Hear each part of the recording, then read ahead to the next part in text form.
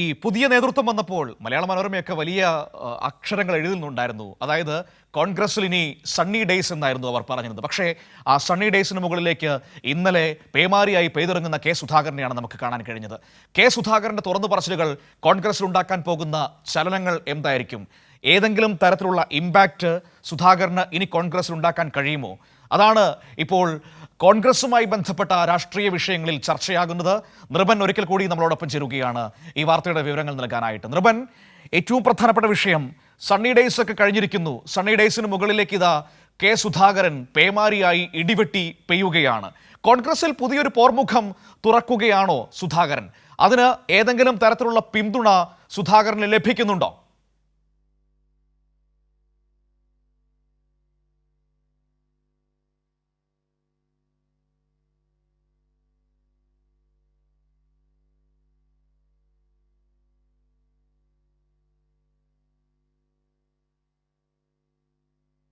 നൃപന്റെ telephone line ഒന്ന് കട്ടായിരിക്കുന്നു. നമുക്ക് വളരെ വേഗത്തിൽ തന്നെ തിരികെ കണക്ട് ചെയ്ത് അതിലേക്ക് പോകാം.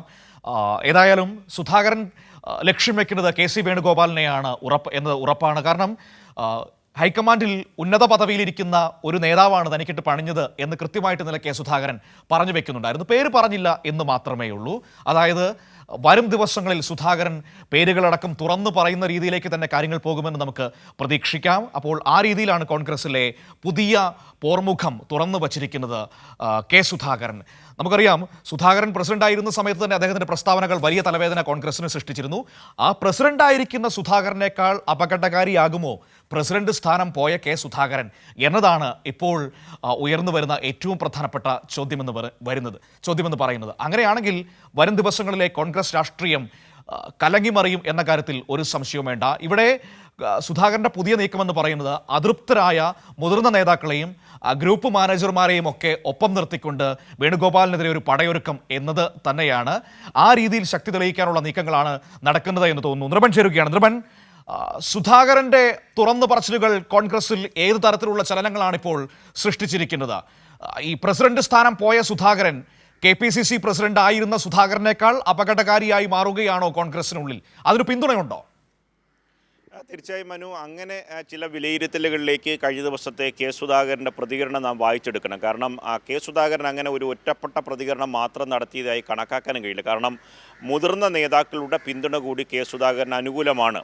ശശി തരൂർ, ഒപ്പം തന്നെ രമേശ് ചെന്നിത്തല, മുൻ KPCC അധ്യക്ഷന്മാരായിട്ടുള്ള കെ മുരളീധരൻ, VM സുധീരൻ തുടങ്ങിയ ആൾക്കാരെല്ലാം ഈ പറഞ്ഞ പെട്ടെന്നുള്ള മാറ്റത്തെയും അഴിച്ചുപണിയെയും കൂടിയാലോചനയില്ലാതെ ഇങ്ങനൊരു തീരുമാനമെടുത്തതിലൊക്കെ തന്നെ അതൃപ്തി മുതിർന്ന നേതാക്കൾക്കുണ്ട്. മാത്രമല്ല, ശശി തരൂരും രമേശ് ചെന്നിത്തലയും അടക്കമുള്ള നേതാക്കൾ, കെ മുരളീധരനും ഹൈക്കമാൻഡിനോട് ആവശ്യപ്പെട്ടത് ഇപ്പോഴൊരു നേതൃമാറ്റം വേണ്ട എന്നതാണ്. പക്ഷേ ചില കോണുകളിൽ നിന്ന് സംഘടിതമായി വാർത്തകൾ വരുന്നു. ദില്ലിയിലെ കൂടിക്കാഴ്ചയ്ക്ക് ശേഷം മടങ്ങിയെത്തിയ സുധാകരനെ മാറ്റാൻ പോവുകയാണ് എന്ന തരത്തിൽ ദില്ലിയിൽ നിന്നും കേരളത്തിൽ നിന്നും സംഘടിതമായി ഒരു കേന്ദ്രത്തിൽ നിന്ന് വാർത്ത വന്നു എന്ന് തന്നെയാണ് കെ സുധാകരൻ പറയുന്നത്. ആ നേതാവിൻ്റെ പേര് അദ്ദേഹം പറയുന്നില്ല എന്നതേ ഉള്ളൂ.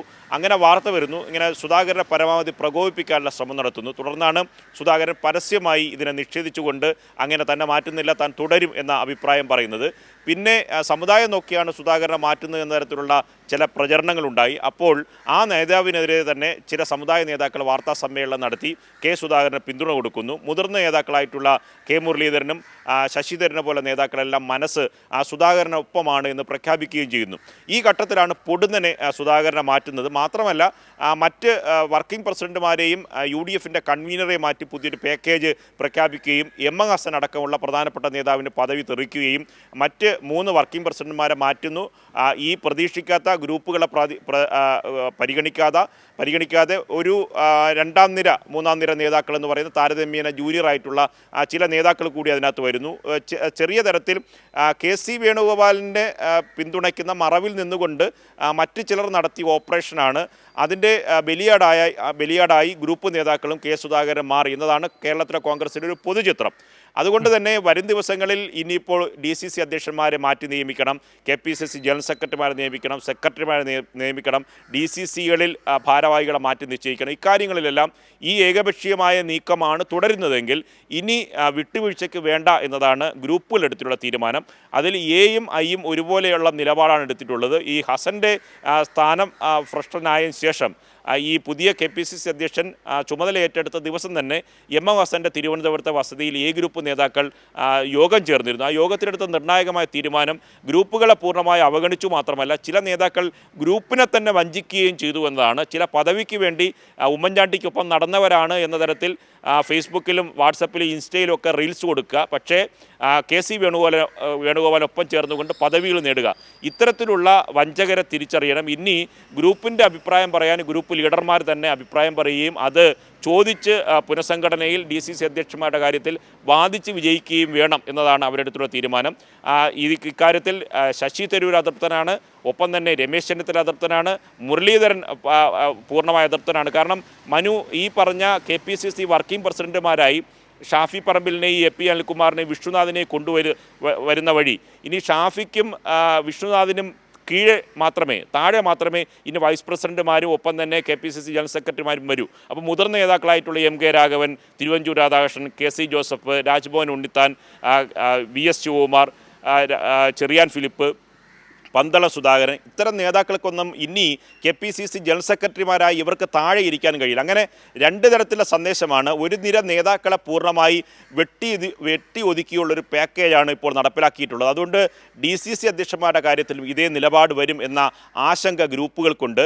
സുധാകരൻ്റെ പ്രതികരണം എന്ന് പറയുന്നത് ഒറ്റപ്പെട്ടല്ല. സുധാകരനെ മുൻനിർത്തി സുധാകരൻ്റെ പിന്നിൽ മറ്റ് നേതാക്കൾ കൂടിയുണ്ട്. മറ്റൊരു കാര്യം കൂടി നമുക്ക് കൂട്ടിച്ചേർക്കാനുള്ളത്, KPCC അധ്യക്ഷ പദവിയിൽ നിന്നിറങ്ങിയ സുധാകരനെ സംബന്ധിച്ച് ഒരുപാട് കാര്യങ്ങൾ പാർട്ടിയെ സംബന്ധിച്ച് പറയാനുണ്ട് എന്ന കാര്യമാണ് ഏറ്റവും പ്രധാനപ്പെട്ട കാര്യം. അതിൻ്റെ ഒരു ആശങ്ക ഈ ലീഡർഷിപ്പിനുമുണ്ട്, AICC നേതൃത്വത്തിനുമുണ്ട്. കാരണം സുധാകരനെ അവഹേളിച്ച് മറ്റ് നേതാക്കളെ ഇറക്കി വിട്ടതുപോലെ തെന്നല ബാലകൃഷ്ണപിള്ളയെയും മുല്ലപ്പള്ളി രാമചന്ദ്രനെയും സുധീരനെയും ഇറക്കിവിടാതെ ഒരു ചർച്ചയ്ക്കെങ്കിലും തയ്യാറായത് സുധാകരനെ ഭയന്നുകൊണ്ട് തന്നെയാണ് എന്ന കാര്യത്തിൽ ഉറപ്പാണ്.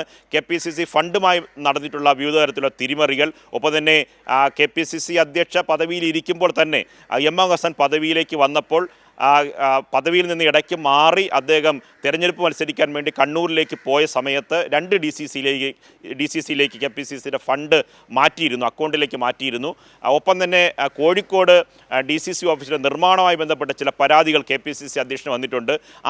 അതുമായി ബന്ധപ്പെട്ട സാമ്പത്തിക ആരോപണങ്ങൾ, ട്രഷററുടെ മരണം, ഇതുമായി ബന്ധപ്പെട്ട് നടന്ന അന്വേഷണം, റിപ്പോർട്ടുകൾ, കൂടെ നിന്ന് പല തരത്തിൽ വഞ്ചിച്ച ചില നേതാക്കൾ, ഇത്തരം കാര്യങ്ങളെ സംബന്ധിച്ച് K സുധാകരന് പലതും പറയാനുണ്ട്. അതുകൊണ്ട് വരും ദിവസങ്ങളിൽ ഒരു തുറന്ന പോരിലേക്ക് പോവുകയാണെങ്കിൽ K സുധാകരൻ വെറുതെ ഇരിക്കുമെന്ന് കരുതുക പ്രയാസമാണ്. കാരണം K സുധാകരന് പിന്നിൽ മുതിർന്ന നേതാക്കൾ, ഞാൻ നേരത്തെ പറഞ്ഞ ചില നേതാക്കൾ, ഒന്നാം നിരയും രണ്ടാം നിരയും വരുന്ന ഒരു വിഭാഗം നേതാക്കൾ പൂർണ്ണമായി വെട്ടിനിരത്തപ്പെട്ടിട്ടുണ്ട്. കാരണം ഇനി അവർക്ക് വേറെ ഫോറങ്ങളില്ല. കാരണം രാഷ്ട്രീയകാര്യ സമിതി നേരത്തെ തന്നെ പുനഃസംഘടിപ്പിച്ചതാണ്.